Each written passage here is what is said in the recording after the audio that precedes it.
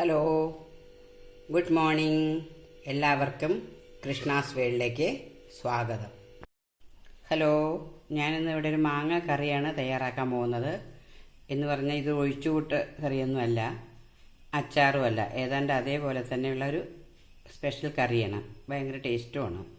അതിനായി ഞാനിവിടെ ഒരു മൂവാണ്ടൻ മാങ്ങയാണ് എടുത്തിരിക്കുന്നത്. മൂവാണ്ടൻ മാങ്ങ അധികം പഴുത്തതുമല്ല, തീരെ പച്ചയല്ല, ഒരു ഇളം മധുരമുള്ള മാങ്ങയാണ് ഇതിലേക്ക് എടുക്കേണ്ടത്.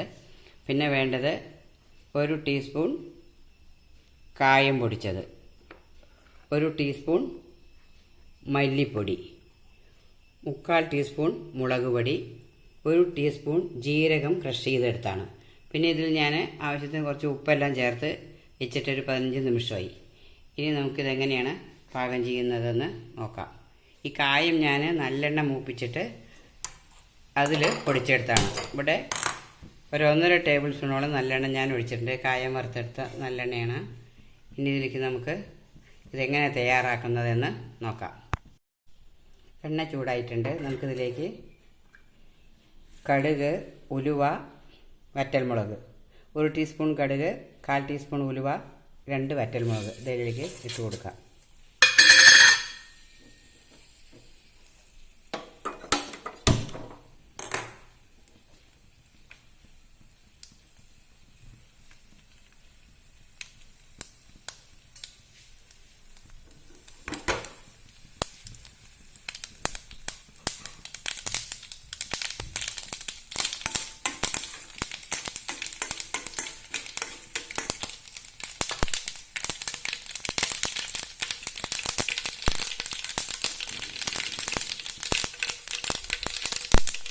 ഫ്ലെയിം ഒന്ന് സ്ലോ ആക്കി വയ്ക്കാം. എന്നിട്ട് നമുക്ക് അതിലേക്ക് കടുക് പൊട്ടിക്കഴിഞ്ഞതും മല്ലിപ്പൊടി ചേർത്തി കൊടുക്കാം. ഉടനെ തന്നെ ജീരകം പൊടിച്ചതും ചേർത്തി കൊടുക്കാം. കായപ്പൊടിയും ഒപ്പം തന്നെ ചേർക്കാം.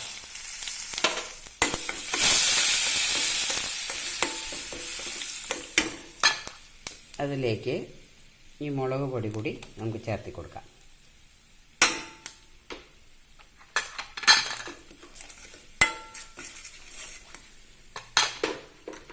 ഉടനെ തന്നെ നമുക്ക് ഈ മാങ്ങയും അതിലേക്ക് ചേർത്ത് കൊടുക്കാം.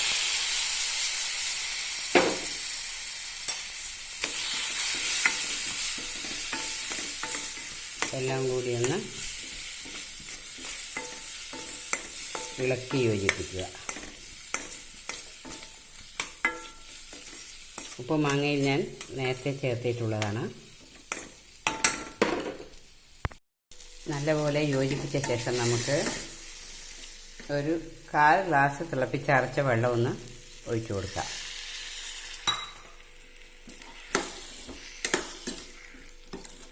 ഒന്ന് ലേശം ഒന്ന് വേവണം, ഉടഞ്ഞു പോകാനും പാടില്ല.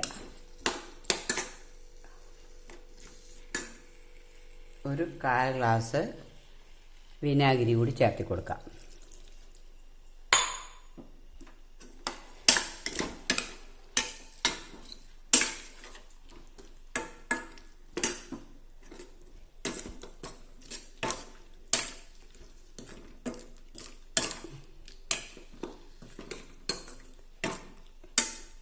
ലേശം ഒന്ന് വന്നാൽ മതി, ഒരുപാട് വേവാനും പാടില്ല.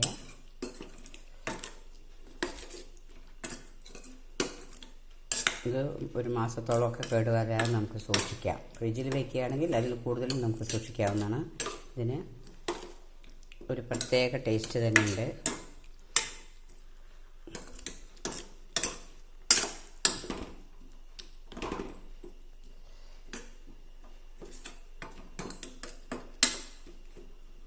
മതി, അധികം വെന്ത് ഉടഞ്ഞു പോകരുത്. നമ്മുടെ മാങ്ങാക്കറി ഇവിടെ റെഡി ആയിട്ടുണ്ട്.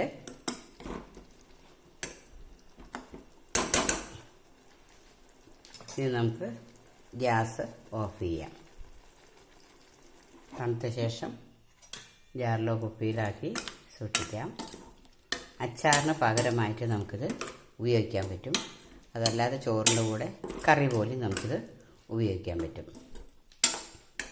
എല്ലാവരും ഒന്ന് ട്രൈ ചെയ്ത് നോക്കണേ. Thank you for watching.